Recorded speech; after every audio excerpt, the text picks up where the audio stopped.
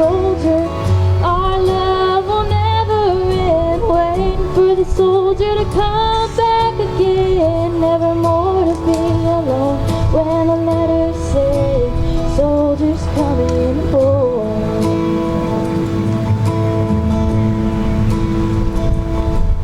So the letters came from an army camp in California, then Vietnam, and he told her of his heart might be love and all of the things. He was so stood up. He said, when it's getting kinda rough over here, I think of that day sitting down at the pier, and I close my eyes and see your pretty smile.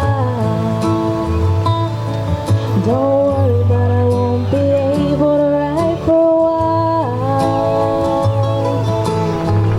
I cried, never gonna hold the hand of another guy too young for him. They told her, waiting for the love of a traveling soldier. Our love will never end, waiting for the soldier to come back again, never more to be alone. When the letters say soldiers coming home.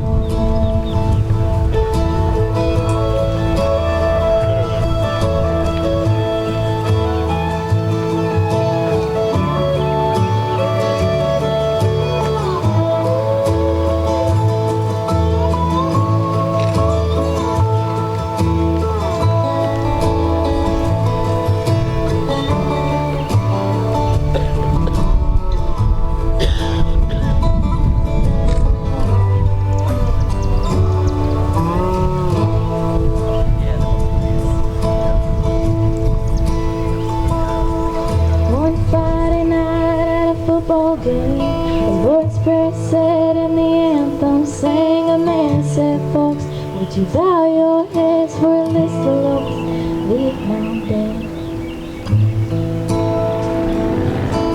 Crying all alone under the stands was a piccolo player in the marching band, and one name read, but nobody really cared. But a pretty little girl with a bow in her hair. I cried, never gonna hold the hand of another guy too young for him. They told her, waiting for the love of a traveling soldier. Our love will never end, waiting for the soldier to come back again, never more to be alone. When the letters say soldiers coming, I cried, never gonna hold the hand of another guy too young for him. They told her, waiting for the love of a traveling soldier. Our love will never end, waiting for the soldier to come back again, never more to be alone. When the letters say soldiers coming home.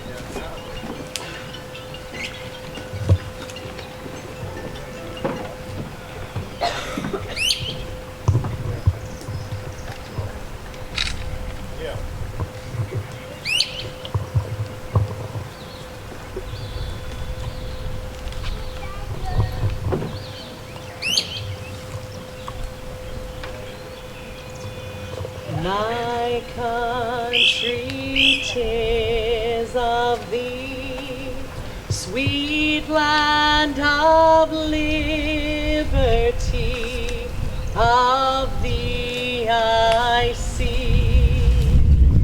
Land where my fathers died, land of my pilgrim pride, from every mountain side, let freedom ring.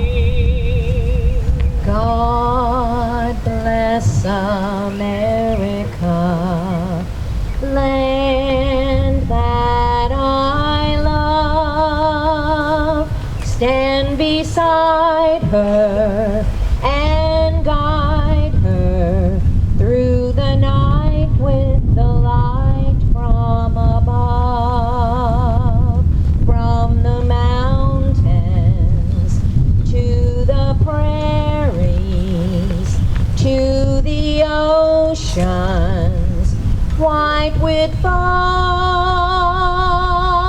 God bless America, my home, sweet home.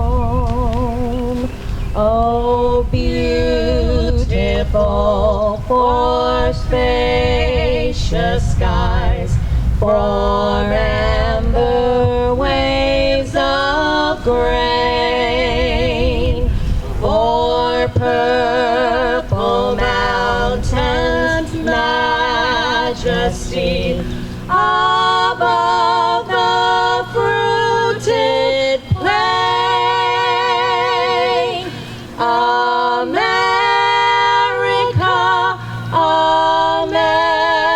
America, God shed his grace on thee, and crown thy good with brotherhood, from sea to shining sea. God bless America, my home, sweet home.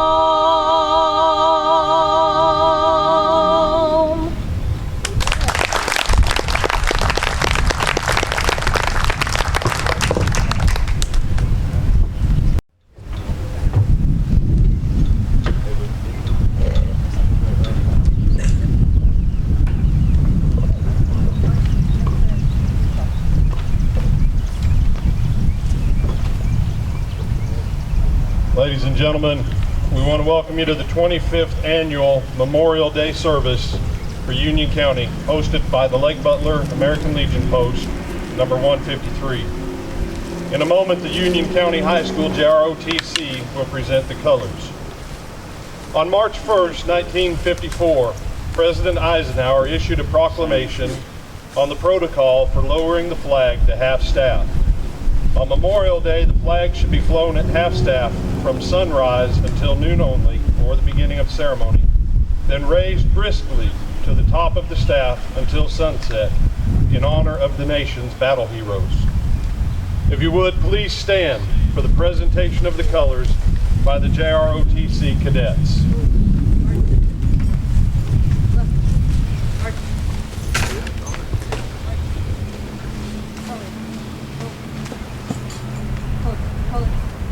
Today's color guard consists of the following cadets: Cadet Major Chris Alvarez, Cadet Captain Camriel Nichols, Cadet First Lieutenant Emma Fulton, Cadet First Lieutenant Logan Nixon, and Cadet First Lieutenant Emma Fulton is Detail Commander for the color guard.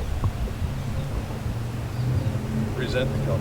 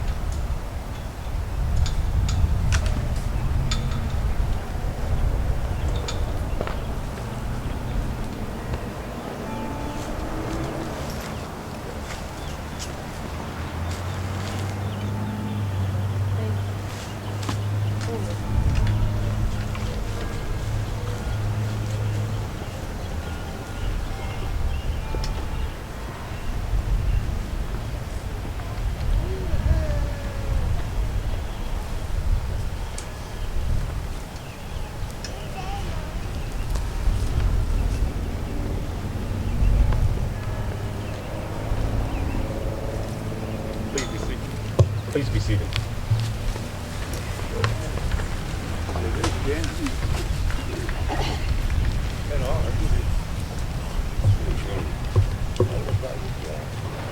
As we begin our Memorial Day ceremony, let us take a moment to remember the history and origins of this solemn day here in America.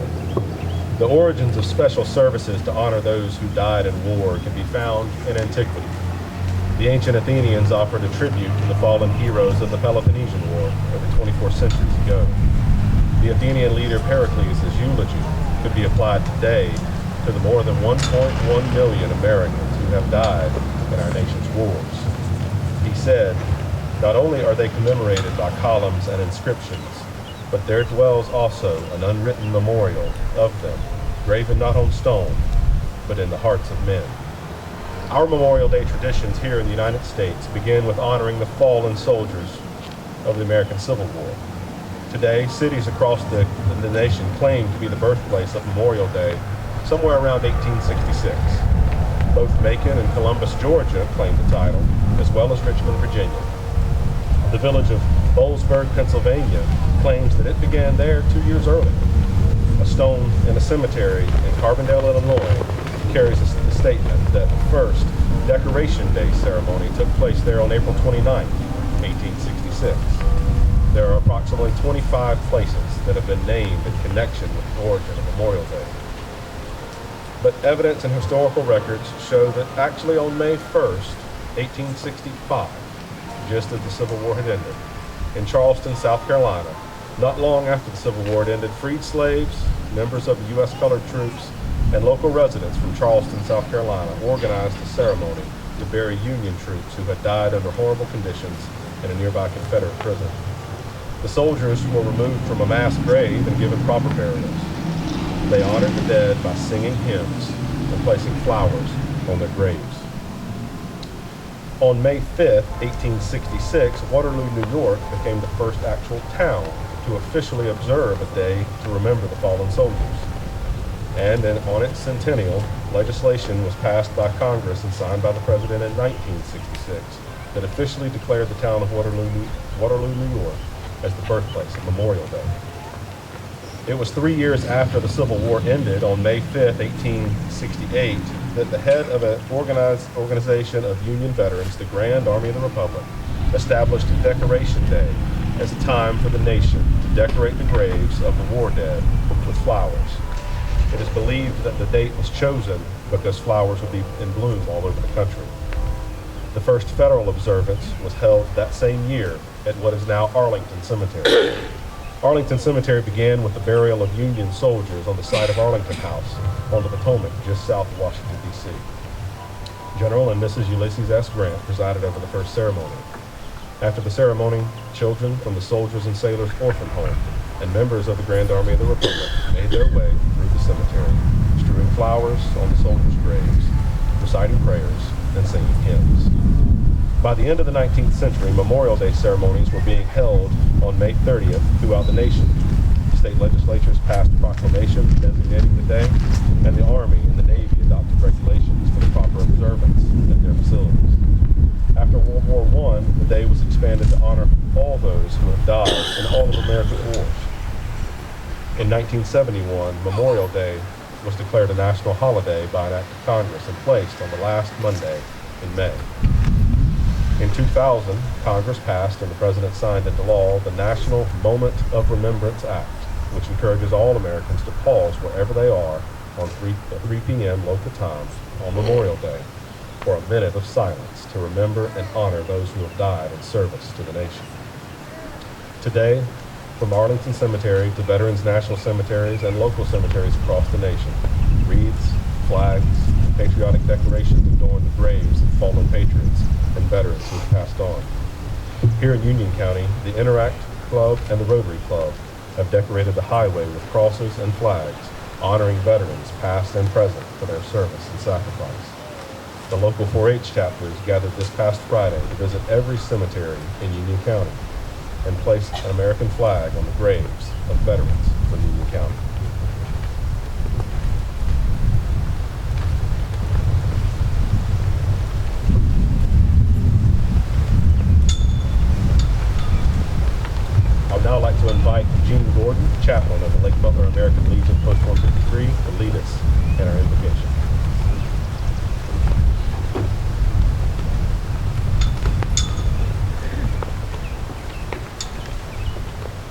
Please bow with me as I pray. Almighty God, in whose presence we dwell, we honor you as the divine creator of heaven and earth, the Father of all mankind and judge over all nations.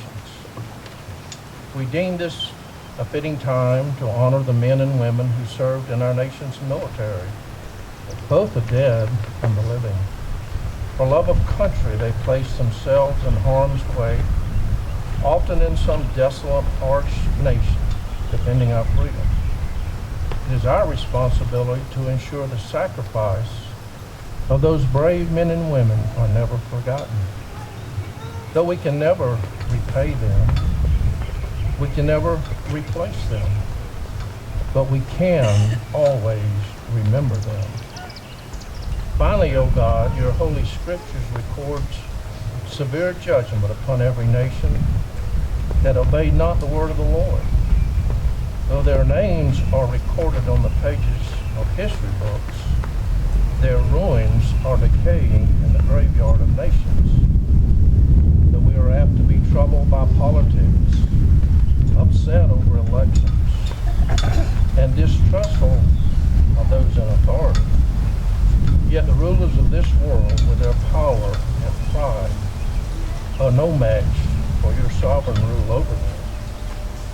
What has been settled in heaven can never be undone by the ways of man and the schemes of the devil. If their only acknowledgement of a God is to damn him or blame him, then they will forever live in eternity in torment apart from him. Let us forever glorify the one who gave his life to save us from the wrath that is coming. To explain Jesus Christ is impossible. To ignore Jesus Christ is disastrous. To deny Jesus Christ is foolish. But to reject Jesus Christ is fatal. He is the only Savior for mankind. Amen.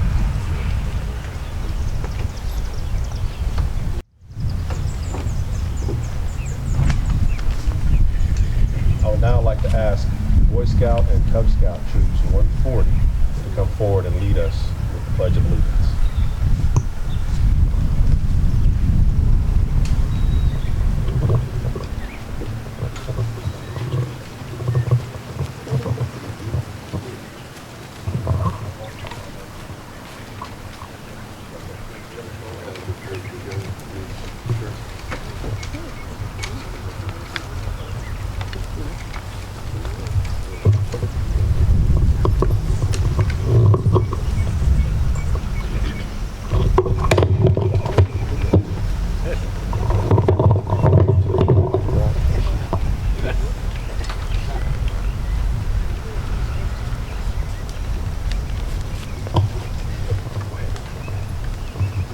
Allegiance to the flag of the United States of America and to the republic for which it stands, one nation, under God, indivisible, with liberty and justice for all.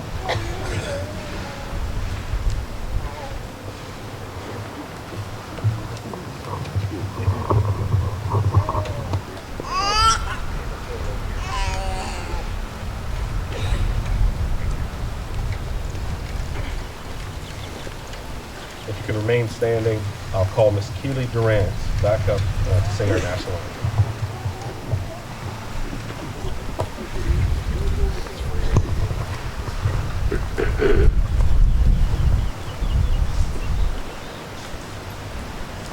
Oh, say, can you see by the dawn's early light what so proudly we hailed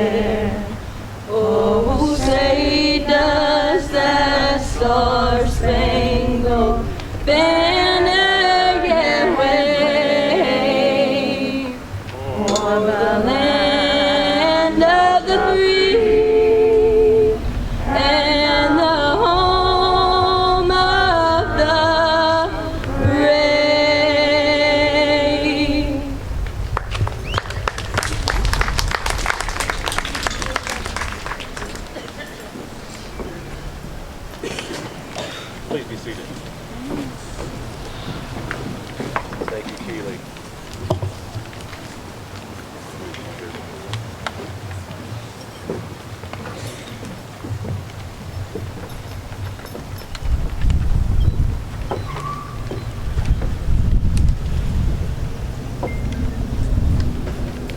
Scripture says in Isaiah chapter 2, verse 4, "And the Lord shall judge among the nations, and shall rebuke many people. And they shall beat their swords into plowshares, and their spears into pruning hooks. Nation shall not lift up sword against nation, neither shall they learn war anymore." But until we reach that day of heavenly peace, freedom must be defended with sacrifice. Since the city of Lake Butler was founded in 1893 and Union County's founding in 1921, this community has sent its sons and daughters off in service to our country so we may live free. Each generation preserving the freedom that must be fought for, protected, and then handed down to the next generation to do the same. The following names are those who gave the ultimate sacrifice in service to their country in a time of war. World War I, Neil Langford. World War II, Herman Bryan, Gordon Coffin, Sieber Buck Crawford, John M. Dennison, Jesse Dix, Jack Dreyer, Thomas Moore, Wilbur McCall, Earl Roden, Dennis E. Roberts, and Ernest Roberts. The Korean War, John William Carter, Harley Joe Seed. Vietnam, Richard Edward Jr., Charlie Geiger. Lebanon, Jimmy Nettles. Panama, Albert L. Grantham.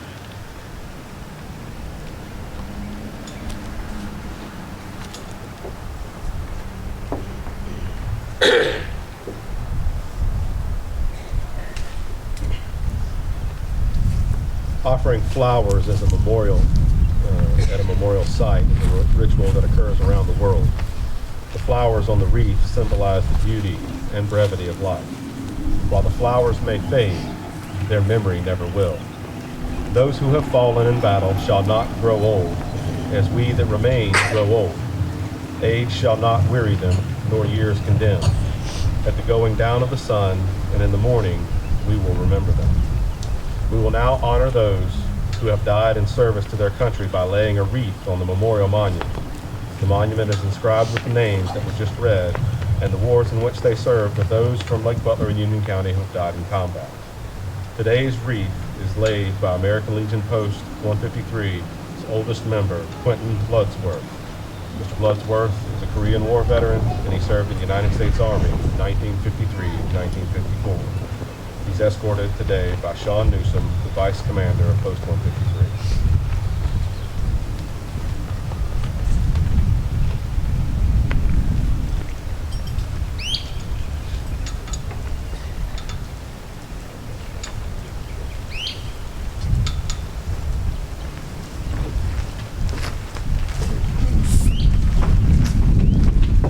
With Ms. Kelly Dorsey, please join the post commander in front of the podium.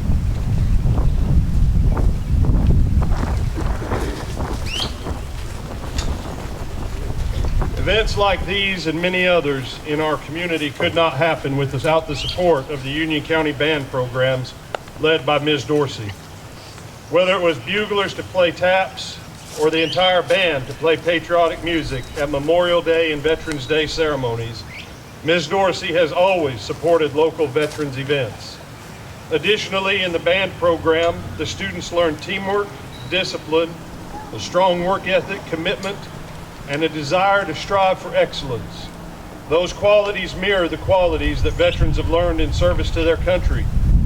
One of the core functions of the American Legion is to promote citizenship and Americanism in our communities and to recognize those who do the same.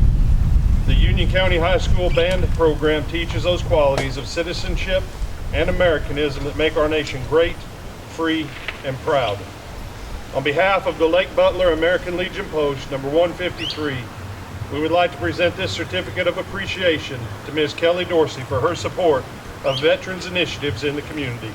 Thank you, Ms. Dorsey.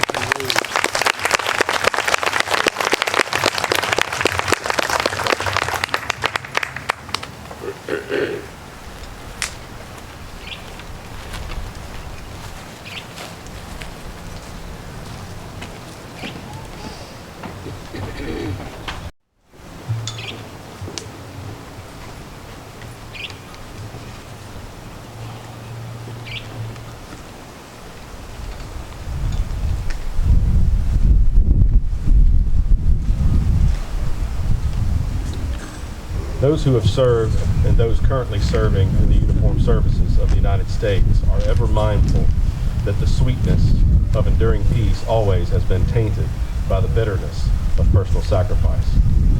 We are compelled to never forget that while we enjoy our daily pleasures, there are others who have endured and may still be enduring the agonies of pain, deprivation, and internment. As we reflect on the memory of those who gave their lives on the fields of conflict, we ask you to pause and remember those of our nation who are and were prisoners of war and missing in action. World War I.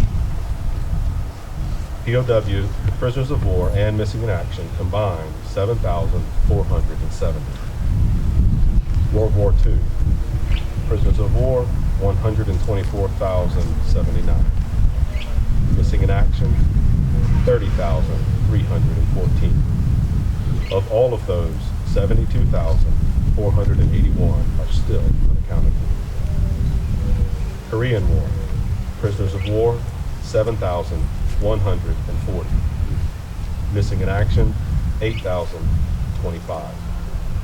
Of those, 6,505 are still unaccounted for. The Cold War, prisoners of war, remains classified. Missing in action, 343. All of those, 126 are still unaccounted for.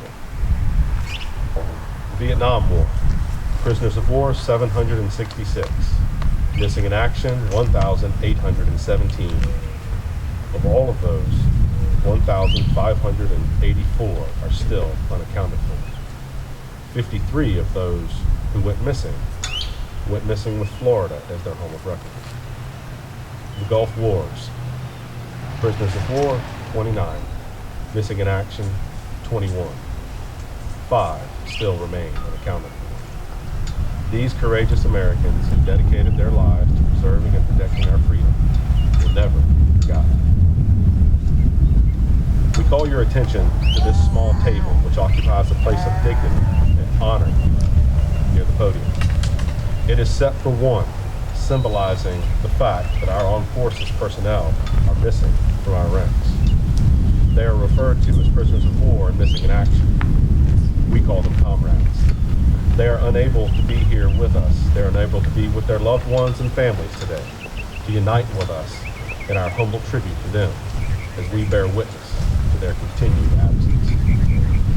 The table is small, symbolizing the frailty of one prisoner, alone against his or her oppressors. The tablecloth is white, symbolic of the purity of the intentions to respond to their country's call to arms. The single rose in the vase signifies life, the life of each of the missing, and the blood that they may have shed in sacrifice to ensure the freedom of our beloved United States of America. This rose also reminds us of our missing comrades' families and friends who keep the faith while awaiting their return. The red ribbon on the base represents the red ribbons worn on the lapels of thousands who demand with unyielding determination a proper accounting of our comrades who are not among us tonight. The slice of lemon on the plate reminds us of their bitter fate, captured or missing in a foreign land. The salt sprinkled on the plate reminds us of the countless fallen tears and of those who have never come home, and the tears of the families as they wait and grieve unresolved. The glass is inverted. They cannot toast with us at this time. The chair is empty. They are not with us. The candle is emblematic of the light of hope which lives in our hearts to illuminate their way home, away from their captors, to the open arms of a grateful nation. The American flag reminds us many of them may never return and have paid the supreme sacrifice to ensure our freedom. Let us pray to the Supreme Commander, the Lord of Hosts, that all our comrades will soon be back within our ranks, for their fates and dispositions accounted. Let us remember, and do not let them be forgotten, for surely they have not forgotten us. We will now pause for a moment of silence in honor of our prisoners of war and missing in action.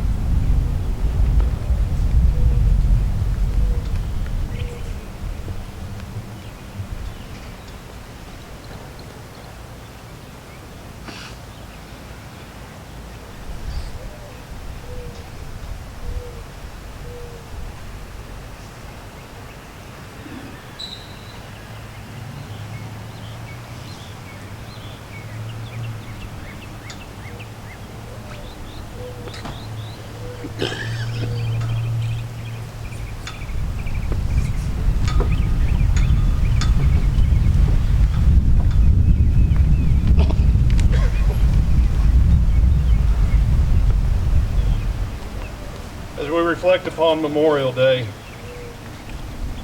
I thought it appropriate to take a sampling of some of the statements that presidents have made over a little bit more than the past 100 years, to reflect upon the continuity of respect that we give to those who have served and to those that, as the song said, and as the sentiment is true, that all gave some, but some gave all. In 1914, as the First World War was preparing to brew and America was still 2 years out from stepping into that conflict, President Woodrow Wilson said, "We admire physical courage, but we admire above all things else moral courage. I believe that soldiers will bear me out in saying that both come in time of battle. I take it that the moral courage comes in going into the battle and the physical courage in staying in."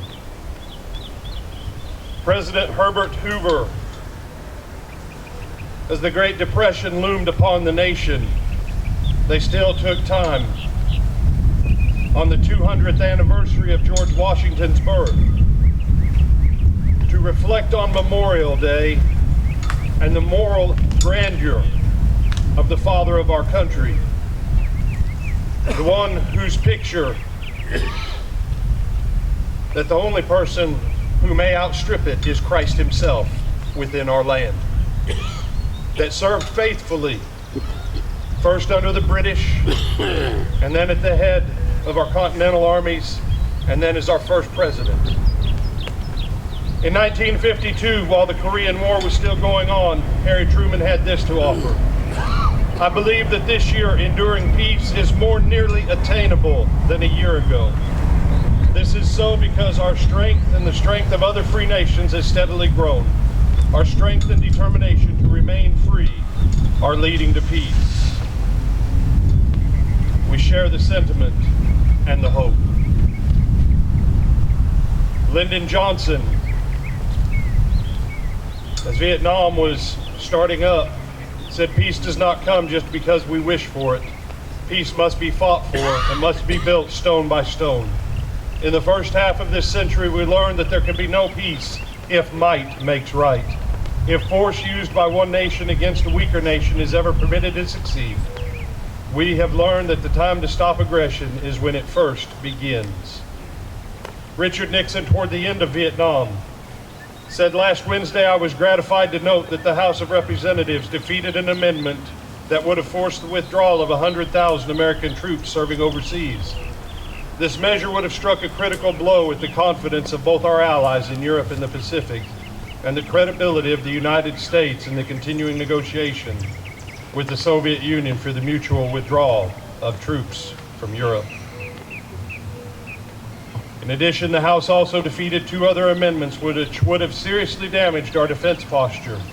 An amendment to slash $700 million across the board from necessary defense spending, and an amendment to halt the development of 2 important strategic weapons systems, the Trident submarine and the B-1 bomber. As you reflect upon Richard Nixon, what his desire was in that time did not come for nearly another 15 years. But he understood that a weak America only emboldens those who would threaten who and what we are as a people. Jimmy Carter, this past year, we have had abundant proof that American courage still lives. 8 Americans gave up their lives and others were seriously injured in the attempt to free their fellow Americans held hostage in Iran. We can take pride in our concern for national honor and in the firmness and restraint with which Americans face crises. And then Bill Clinton. This morning we were honored to receive at the White House the sons and daughters and spouses of servicemen still missing in action. There is no more compelling way to understand how important our continuous efforts are to the hearts and minds of Americans than to hear it from family members themselves.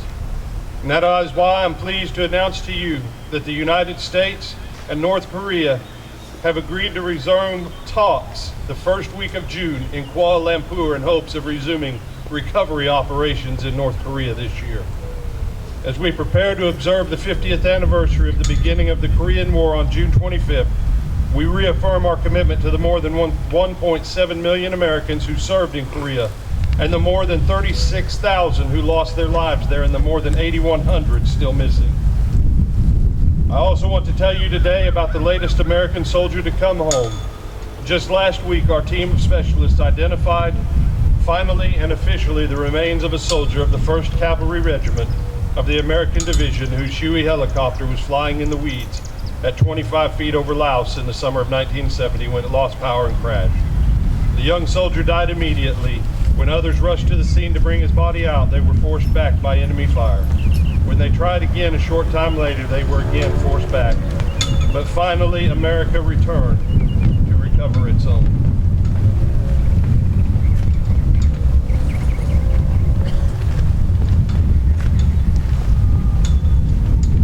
As we think about those who serve in the position of President of the United States, who from time to time are called upon to occupy that place that the Constitution gives them to be the bearer of the title Commander-in-Chief. It is a solemn duty handed down from president to president because no war ever has everyone fully accounted for and no war ever has everyone come home. And so I would ask that politics aside, that we would remember the president whom we have just said goodbye to, and we remember the president who serves now, as they seek to guide and lead the troops who volunteer to serve. For ours is an amazing military since the abolition of the draft. We're the only totally 100% voluntary military on the planet. And then we remember that some of those who didn't come home, they volunteered to go, and some others went because they were told they had to. But all of them gave themselves selflessly. And so as you reflect upon those presidents who've continued to work decade after decade to try and get accountability, thank God for their efforts. Thank God for those who persist to say, we want to know what happened to our loved ones. And thank God that men and women like them have lived so that we can be the free people that we are.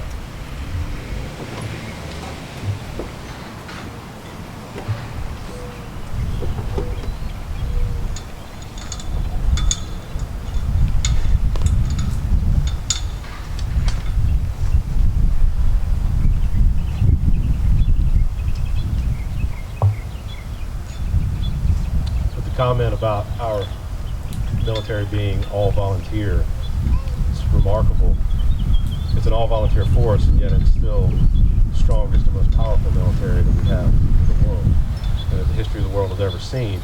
And it harkens back to a sentiment that's lived on for centuries, that there's no greater force than free men and women fighting for their own country. Doing so not because they were oppressed to or forced to, but because they chose to. Since the origins of our federal observances of Decoration Day at Arlington National Cemetery and every year thereafter as it has become Memorial Day, you have heard many remarks recently just from our adjutant about statements that presidents have made. And the president continues to return to Arlington for Memorial Day to observe that solemn day and to lay a wreath at the tomb of the unknown soldier and give remarks to honor our fallen heroes who gave the last full measure of devotion. From time to time, the president's speech at Arlington has been remarkable, inspiring Americans to seek their better angels and reminding Americans of the virtues of this great nation: freedom, patriotism, sacrifice, and a few presidents were able to capture those virtues with words like that of our 40th. As we have focused on the history and meaning of Memorial Day in this ceremony, let us hearken back to the not-too-distant past and hear the words of a comforting and familiar voice that honors our fallen heroes. The recording I'm going to play was put together by the United States Air Force 31st Fighter Wing Public Affairs Office. It has musical accompaniment for which we would normally stand. Please remain seated, as those honors have been or will be observed elsewhere in this service.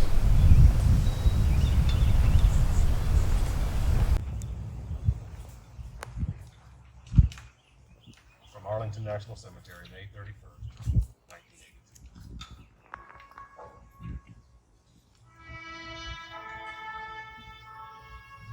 I have no illusions about what little silent testimony of those who gave their lives willingly for their country. Words are even more feeble on this Memorial Day, for the sight before us is that of a strong and good nation that stands in silence and remembers those who were loved and who in return loved their countrymen enough to die for them. Yet we must try to honor them, not for their sakes alone, but for our own. And if words cannot repay the debt we owe these men, surely with our actions, we must strive to keep faith with them and with a vision that led them to battle and a final sacrifice. Our first obligation to them and ourselves is plain enough. The United States and the freedom for which it stands, the freedom for which they died, must endure and prosper. Their lives remind us that freedom is not bought cheaply. It has a cost. It imposes a burden. And just as they, whom we commemorate, were willing to sacrifice, so too must we, in a less final, less heroic way, be willing to give of ourselves. Each died for a cause he considered more important than his own life. Well, they didn't volunteer to die. They volunteered to defend values for which men have always been willing to die if need be. The values which make up what we call civilization. And how they must have wished, in all the ugliness that war brings, that no other generation of young men to follow would have to undergo that same experience.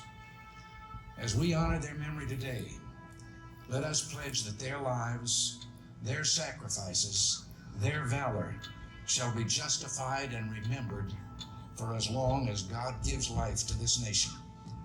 And let us also pledge to do our utmost to carry out what must have been their wish, that no other generation of young men will ever have to share their experiences and repeat their sacrifice. Earlier today, with the music that we have heard, and that of our national anthem, I can't claim to know the words of all the national anthems in the world, but I don't know of any other that ends with a question and a challenge as ours does. Does that flag still wave o'er the land of the free and the home of the brave? that is what we need to do.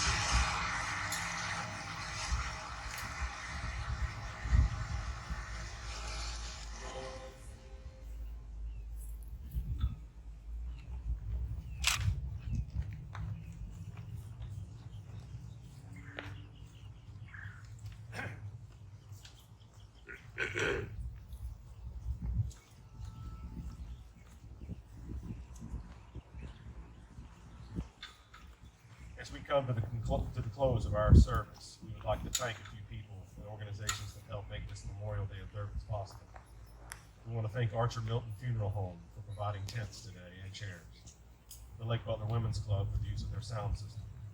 We want to thank City Commissioner David Stiegel for printing our programs and streaming the event live online. We want to give another round of applause. If we could, I'd like to introduce our singers.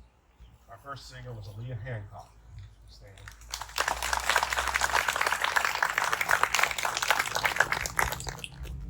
We also heard from Keely Durance.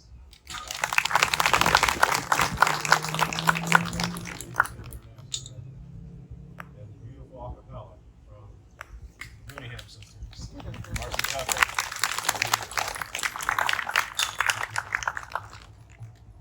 We want to thank the Union County High School Junior ROTC program for supporting our event with the Color Guard. And we want to thank, you're going to hear shortly from Chris Hopkins, Union County Band alumnus, for sharing his talent here at the end of the program. As we recognize Ms. Dorsey for her efforts to support our programs, even when there's not a current student, she will find one that used to be in the here and get them here to support us. So Mr. Hopkins is going to help us today. Thank you to Terry's Florals here at Lake Butler for creating and donating the beautiful wreath that's on our memorial. We want to thank Sheriff Brad Whitehead and the Union County Sheriff's Office for the traffic control security that they provided here for our event. And I mentioned earlier the Interact Club and the Lake Butler Rotary Club that put the crosses up that you see on 121 near Sprinkle Field. Those crosses represent veterans living and deceased who have served here in our community, or family members of those who have served in our community. Those who are living, you see the cross. Those who have passed on and already departed from us, you'll see the black tape to mark their passing on the cross. We want to thank the Rotary Club and Interact Club for doing that. And I want to recognize in particular Nancy Griffiths here with us today, who was the ringleader and organizer of that program that made that happen.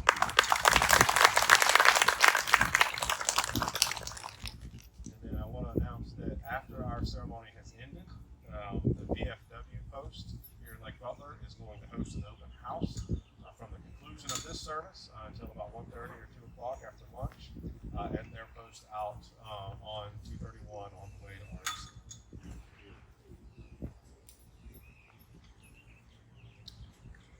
Like many of the events surrounding Memorial Day, the playing of taps originated with the American Civil War. In July of 1862, U.S. General Daniel Butterfield and his brigade were camped at Harrison's Landing, Virginia, recuperating after the 7 days battle near Richmond. Dissatisfied with the standard bugle call that was employed by the Army to indicate to troops it was time to go to sleep, and thinking that the call should sound more melodious, Butterfield worked an existing bugle call, reworked it, and used it to signal the end of the day. After he and his brigade bugler, Private Oliver Wilcox Norton, played it for the men, buglers from other units became interested in the 24-note tune, and it quickly spread throughout the Army. Not long after Butterfield created taps, it was played for the first time at a military funeral for a Union cannoneer killed in action. Almost as soon as taps was sounded that evening in July of 1862, words were put to the music. Though there are no official verses, here are some that are fitting for today's service. Day is gone, gone the sun, from the hills, from the lake, from the skies, all is well. Safely rest, God is nigh. Love, good night, must thou go, when the day and the night need thee so. All is well, speedeth all to their rest. Please stand as we close our service with the playing of taps by Union County Band alumnus Chris Hopkins.